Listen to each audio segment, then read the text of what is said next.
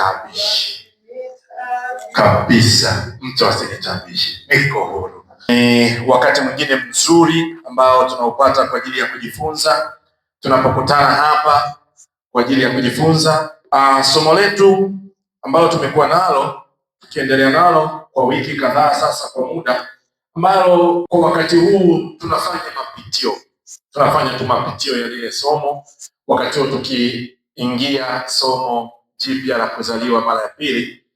Lakini kwa sasa tunafanya mapitio ya Pasaka ni Kristo. Tupo kwenye mapitio ya Pasaka ni Kristo. Kwa wakati tukifanya mapitio ya somo letu hili la Pasaka ni Kristo, kuna vitu vingi ambavyo tunakuwa huko mwanzo pengine tulivipitia kwa haraka.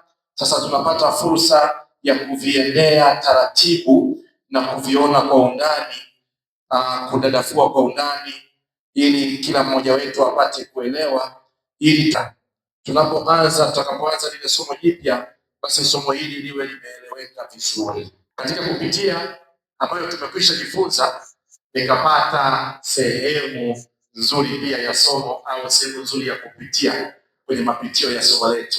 Kuna ulimwengu mbili ambazo tumejifunza.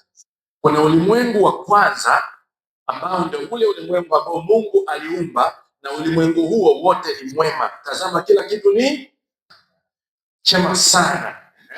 Kwa ule ulimwengu wa Mungu aliyoumba vyote vyema upo. Huo ni ulimwengu wa kwanza ambao Mungu aliumba vyote vyema sana, kwa sababu aliumba kwa asili yake. Mungu ni mwema, hana ubaya wowote ndani yake. Kwa vyote vilivyotoka ndani yake kuja nje ni vyema, na akasema tazama, ni mwema sana. Moja ya vilivyoumbwa vikiwa vyema kabisa ni mwanadamu. Mwanadamu aliumbwa akiwa mnyoofu, yeye mwenyewe akajitafutia ubaya. Kuna ulimwengu wa pili ambao ni ulimwengu huu ambao ameumba mwanadamu. Ulimwengu huu ambao ameumba mwanadamu, ulimwengu wa anguko, ulimwengu wa mauti, ulimwengu ambao ni uumbaji wa mwanadamu, ni zao la fikra zake mwanadamu. Ndio huu ulimwengu ambao kwa macho ya kawaida nje ndio ulimwengu ambao unaendelea na upo. Ulimwengu huu ambao ni umetokana na fikra za mwanadamu. Sasa katika hizi mbili, ulimwengu wa kwanza wa Mungu ule mwema, na ulimwengu huu wa pili ambao ni fikra za mwanadamu, kila ulimwengu una utamaduni wake. Kila ulimwengu una utamaduni wake. Tunapoanza pale Adamu alipofungua macho akaona kile ambacho alikuwa haoni mwanzo, na akafunga huko alikokuwa anaona mwanzo. Yaani alipofungua macho kwenye Mungu asivyo, Adamu akafungua macho kule, akaanza kuona ambavyo alikuwa havioni huku mwanzoni, na alivyokuwa anaviona mwanzoni vikapotea. Maana yake ule ulimwengu mwema wa Mungu alivyo ulipotea kwenye fikra za Adamu. Alafu ule ulimwengu ambao hauna chochote na hauna uzima, si chochote na hauna uzima, yaani ni hakuna chochote kule alipofumbulia macho, kuna utupu. Sasa Adamu akaanza kuona upungufu. Cha kwanza kilichotokea ambacho kilikuja kuwa nguvu ya msukumo wa vyote ambavyo mwanadamu alikuja kufanya baada ya hapo ni hofu. Ukisoma Mwanzo 3 mstari wa 10, Mungu anapomuuliza Adamu uko wapi, anasema nalisikia sauti yako bustanini nikaogopa. Hii ni taarifa ambayo Adamu anaitoa, lakini ukumbuke wakati anasema sentensi hii hakuwa mahali anaonekana, alikuwa amejificha. Maana yake alikwisha jificha kwenye fikra zake, aliingiwa hofu kwenye fikra zake, alishajaa hofu akajificha. Kwa nini kajaa hofu? Adamu amejaa hofu kwa sababu kule alikoenda ameenda nje ya chanzo. Kwa kuwa amekwenda nje ya chanzo, kule hakuna chochote, kwa hiyo akakosa uhakika. Kwa sababu amekosa uhakika, amekwenda nje ya chanzo. Ni tawi lililojikata kutoka kwenye mti, kwa hiyo ni tawi ambalo limekaa peke yake, limekwenda nje ya chanzo, kwa hiyo halina uhakika, hakuna chochote kule, hakuna maisha. Kwa Adamu hana uhakika wa hayo maisha tena, kwa hiyo akawa na hofu, kwa sababu ametoka palipo na uhakika. Ametoka kwenye chanzo chake akaenda mahali ambapo hakuna chanzo, nje ya chanzo. Maana huko kwenye chanzo ndiko viliko vyote na ndiko uliko uzima. Amekwenda nje ya chanzo ambako hakuna chochote na hakuna uzima, kwa akaingiwa hofu. Kwa hiyo hofu ni matokeo tu ya yeye kufumbuliwa macho kule kwenye ulimwengu mwingine ambako hakuna chochote na hakuna uzima. Kitendo cha yeye kugeukia kule akatega mgongo huku kwenye vyote na kwenye uzima, Adamu akaingiwa hofu. Na kwa ambaye ufahamu, watoto wadogo wanapozaliwa huwa wanalia, wanapaswa kulia. Asipolia, madaktari huwa tunampiga mgongoni, tunampiga au tunamning'iniza, tunampiga mpaka alie. Kwa mujibu wa sayansi, kule kulia kunatokana na akiwa tumboni huwa amefunga, yani hatumii mifumo yake mwenyewe, anategemea mama. Mzunguko wake wa damu mtoto unakuwa haufanyi kazi, yani moyo haufanyi kazi ya kupampu damu. Kwa hiyo kinachofanya kazi muda huo huwa ni mfumo wa mama. Anapata chakula na virutubisho vyote kwa kutumia mfumo wa mama, na mifumo mingi ya moyo na mifumo mingine ya mapafu huwa haifanyi kazi ya kuchuja hewa. Mapafu huwa yamefunga kabisa, yamekuwa na zile kamasi tunaziita surfactant. Sasa anapoanza kuvuta hewa kwa mara ya kwanza, ule mvuto wa hewa wa mara ya kwanza huwa unatengeneza mshtuko, unaongeza pressure. Yale mapafu kwa mara ya kwanza yanapoingiwa hewa yanapotanuka, yale mapafu yanapotanuka kwa mara ya kwanza, na moyo wake, kuna njia kwenye moyo ambayo ilikuwa imefunga, inafunguka sasa ili chemba zote 4 za moyo zifanye kazi, kwa sababu ilikuwa inatumika sehemu ya moyo, sio sehemu zote 4. Sasa zinafunguka, ile kava iliyokuwa imefunga, tunaita foramina ovale. Ile kava iliyokuwa imefunga kati ya chemba ya kulia na ya kushoto inafunguka, inatoboka kwa ajili ya kupitisha damu. Kile kitendo cha mapafu kufunguka na ule moyo kufunguka kwa ajili ya kuruhusu damu ipite, ile hali hutengeneza hofu. Ile hofu inafanya mtoto analia, mshtuko wa ndani, internal pressure inafanya mtoto analia. Kulia inakuwa ni ishara kwamba amewaka kibinafsi, inakuwa ni ishara kwamba amewaka kibinafsi. Sasa hategemei mzunguko wa mama, anategemea mzunguko wa kwake, anajitegemea mwenyewe, ishara ya kwamba kawaka kibinafsi, ndo amelia. Na kulia kumetokana na ule kuvuta kwa hewa mara ya kwanza, ni kitu kigeni kwake, kwa hiyo kimesababisha pressure mle ndani, ikatengeneza hofu. Pamoja na kule kuachia kwa ule moyo, kuna hofu na maumivu yanayotokea kutokana na kule kupasuka kwa hiyo kava inayokuwa imekinga ule moyo. Sasa ni picha hii irudishe kwa Adamu, anafumbua macho kwenye ulimwengu ambao ni mgeni kwake, anakuwa sawasawa na ule mtoto aliyevuta hewa kwa mara ya kwanza, anaingiwa hofu, amewaka kule hofu, anaona ametoka nje, kwa sababu kwenye mazingira ambayo pale alipokuwa Adamu alikuwa anajitambua Mungu alivyo katika hali ya mfano. Adamu alikuwa anajitambua Mungu alivyo katika hali ya nini? Ya mfano. Hiyo hali ilikuwa imezalisha hali ya Mungu asivyo kimfano. Yaani huwezi ukawa Mungu alivyo, ukajijua Mungu alivyo kimfano bila kujua Mungu asivyo kimfano. Kwa alikuwa pia imezalisha automatically ndani ya fikra zake hali ya Mungu asivyo kimfano. Sasa kwa kawaida mfano hauzai. Mfano haufanyije? Mpaka kitu halisi, kikiwa na asili ya kitu ndio kinaweza kuzaa chenye asili yake. Kwa Adamu asingeweza kuzaa mfano ukazaa mfano, ili hiyo asili ije izae kwenye asili moja na alivyo yeye. Sasa yeye kupata asili alitakiwa achague, awe asili ya Mungu, awe Mungu halisi kabisa katika ukamilifu, asiwe mfano, au awe kinyume na Mungu kihalisi kabisa na sio mfano. Ndio Adamu akachagua kinyume na Mungu, asivyo Mungu, akawa asivyo Mungu kihalisi tena na sio mfano. Hali ya kuwa halisi kabisa Mungu asivyo na sio mfano, ndio hiyo kwa mara ya kwanza anapofungua macho kule, imechenga hofu ndani yake. Sasa hii hofu anayokuja kuisema hiyo kwenye Mwanzo 3:10 anaposema nalisikia sauti yako nikajificha, kwa sababu niliona, nikaogopa kwa sababu nilijua niko uchi nikajificha. Hii hofu ambayo imempata tangu mwanzo ndio hofu ambayo inakuja kuwa nguvu ya msukumo kwenye maisha yote ya Adamu na uzao wake. Adamu na uzao wake, kwa maana ya binadamu, wana wa Adamu.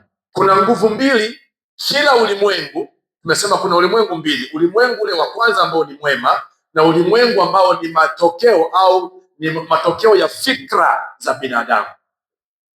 Sasa ulimwengu ambao ni wa Mungu wenyewe una operating power yake, una nguvu inayo operate kule. Ulimwengu ule ambao ni wa Mungu ambao wote ni mwema, ule una operate kwa nguvu inaitwa upendo. Ina operate kwa nini? Msukumo ulio nyuma ya huo ulimwengu wa Mungu ule mwema ni upendo, kwa sababu vyote vilianza kwa upendo, vikapata kusudi kwa upendo. Vyote vilipata kusudi kwa upendo, vyote vilifanyika kwa upendo, vikaumbwa kwa upendo, vikakamilika vyote kwa upendo, na vyote vimekamilishwa kwa upendo. Kwa hiyo kule ulimwengu ule ni upendo, kwa sababu Mungu ni upendo. Kwa hiyo ulimwengu wake kule ni upendo. Ulimwengu wa mwanadamu unasukumwa na hofu. Sasa hapo nimeona kuna mkono pale, kwenda kwenye maandiko kidogo hapa alafu tuje hapa. Hapa tukienda kwenye maandiko, ulimwengu wa mwanadamu unasukumwa na hofu, yaani vinavyomsukuma mwanadamu kufanya mambo yote hapa ulimwenguni, hata huo uumbaji wa ndege, wa magari, wa nyumba, wa nini, hiyo sayansi na teknolojia, vyote vinasukumwa, nguvu iliyo nyuma inayomsukuma mwanadamu kufanya matendo yake ya kila siku, maamuzi yake ya muda wote ni hofu. Lakini tunapohama kutoka huku kuja kwenye ulimwengu huu ambao ni mwema, huko tunakuwa tumeitupa hofu nje, kwa maana tumekuwa pendo timilifu. Tunaitupa hofu nje. Ina maana kwenye huu ulimwengu tunaoperate kwa upendo, tunaachana na hofu. Twende kasome, ukisoma Ayubu 3:25 inasomwa sambamba na waraka wa kwanza wa Yohana sura ya 4 mstari wa 18. Ayubu 3:25 isomwe sambamba na waraka wa kwanza wa Yohana sura ya 4 mstari wa 18. Alafu tukisoma hapo, aliyefika tusomee hivyo. Yes, Ayubu 3:25. Maana jambo hilo nilitaka kupata, nalo nilitialo hofu kunijilia. Ayubu anakiri kwamba yeye kilichomfika ni kile alichokihofia. Kwa kilichompa madhara ni hofu yake, wala sio Mungu. Ni hofu yake ndio imempa madhara. Tusome waraka wa kwanza Yohana 4:18. Hapo mwingine atanifungulia Mithali 28:1. Katika pendo hamna hofu. Katika pendo hamna hofu. Lakini pendo lililo kamili huitupa nje hofu. Kwa maana hofu ina adhabu. Kwa maana hofu, panda juu hapo kusoma 7 na 8. Hapo kwenye hiyo sura. Soma mstari wa 7 na 8. Wapenzi, na mpendane. Kwa kuwa pendo latoka kwa Mungu. Kwa kuwa pendo latoka kwa Mungu. Na kila apendaye amezaliwa na Mungu. Kila apendaye amezaliwa na Mungu. Oh, yeye asiyependa hakumjua Mungu. Kwa maana Mungu ni upendo. Kwa maana Mungu ni upendo. Kwa hiyo tunapata picha. Sisi unaposema wewe ni mwana wa Mungu, manake umezaliwa na pendo. Wewe ni upendo. Umezaliwa na upendo. Kwa maana asiyependa hakumjua, na Mungu ni upendo. Kwa wale ambao tunasema fikra zetu zimehama kwenda kwenye ulimwengu huu ulio mwema, huko hakuna hofu, kwa maana huko pendo timilifu limeitupa nje hofu. Na sisi tumekuwa hilo pendo timilifu.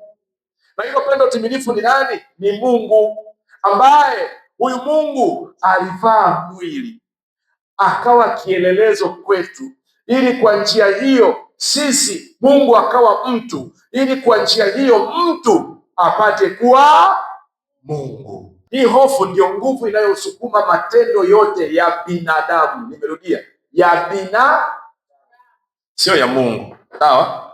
Ya binadamu. Kwa hiyo tutegemei muamini na yeye aoperate kwa kusukumwa na hofu, kwa sababu inaoperate kwenye ulimwengu huu ambao ni matokeo ya fikra za binadamu aliyeanguka. Angalia, kiamka asubuhi, kwanza tu unapoamka asubuhi, mtu anaamka alfajiri kuwahi kazini, kwa sababu anajua akichelewa kwenda kazini atafukuzwa. Kwa anaamka alfajiri kwa sababu ya hofu ya kufukuzwa kazi, na anajua akifukuzwa kazi atadaiwa kodi nyumbani na chakula kitakosekana. Kwa hiyo pia anafanya kazi sio kwa sababu anapenda, kwa sababu ana hofu ya kushinda njaa na kukosa kodi mahali pa kukaa. Wako wamama ambao watakimbizana kurudi nyumbani mapema kwa sababu wana hofu, na hata wababa pia wana hofu. Huyo mtu kwenye kila anachoamua, kwenye maamuzi yote ya kila siku, we angalia maamuzi madogo madogo ya kila siku yanasukumwa na nini? Mtu anakwambia inabidi nipande boda, niache kupanda haisi niwahi. Anachowahi kule nyuma, kinachomsukuma kuwahi ni hofu ya kitakachotokea akichelewa. Kwenye kila maamuzi ambayo mtu anafanya, ambayo binadamu anafanya, angalia, tunajivunia teknolojia, lakini teknolojia hii kinachosukuma watu kukaa na kubuni vitu, usifikiri ni wingi tu wa maarifa walionayo. Kuna hofu, kwa sababu hicho kinachoitwa changamoto ni hofu, ndio inasukuma mtu kubuni vitu. Yaani kila kitu nyuma yake, ukitafakari, nyuma ya kila maamuzi ya mwanadamu, nyuma ya kila maamuzi anayofanya mwanadamu, kuna hofu nyuma yake. Hofu ya kuachwa, hofu ya kufa, hofu ya kuugua, hofu ya kuchelewa kazini akafukuzwa kazi, hofu ya kufeli, hofu ya kupigwa, hofu ya kila kitu. Hofu, hofu, hofu, hofu. Kwa maamuzi yote ya binadamu yamejaa hofu. Kwa nini? Kwa sababu hana uhakika, kwa kuwa huyu ametoka kwenye chanzo, hana uhai. Kwa kuwa hana uhai, hana uhakika. Ni kaburi lililo wazi, kaburi lenye miguu linatembea. Kwa hiyo yeye amejaa mauti, kwa sababu hana uzima, amejaa mauti. Ndio maana amejaa hofu, kwa sababu hana uhakika. Mwenye uhakika, wanatoa mfano, unauliza watu hivi, kwa mfano nyumbani kwako jioni, una uhakika kwamba kuna wali kuku umeuacha kwenye hotpot, umefunika wali kuku umeupika. Unajua jioni leo nyumbani kuna wali kuku, haujaula ila unajua kuna wali kuku. Sasa mtu akakusimamisha akamwambia, hebu mwambie Mungu juu ya chakula cha jioni. Utasema Baba, ninaomba chakula, au utasema nakushukuru Mungu kwa chakula? Kwa nini unasema nakushukuru Mungu? Kwa sababu una hakika kipo. Kwa mwenye uhakika haoni kutokuwepo, anaona uwepo.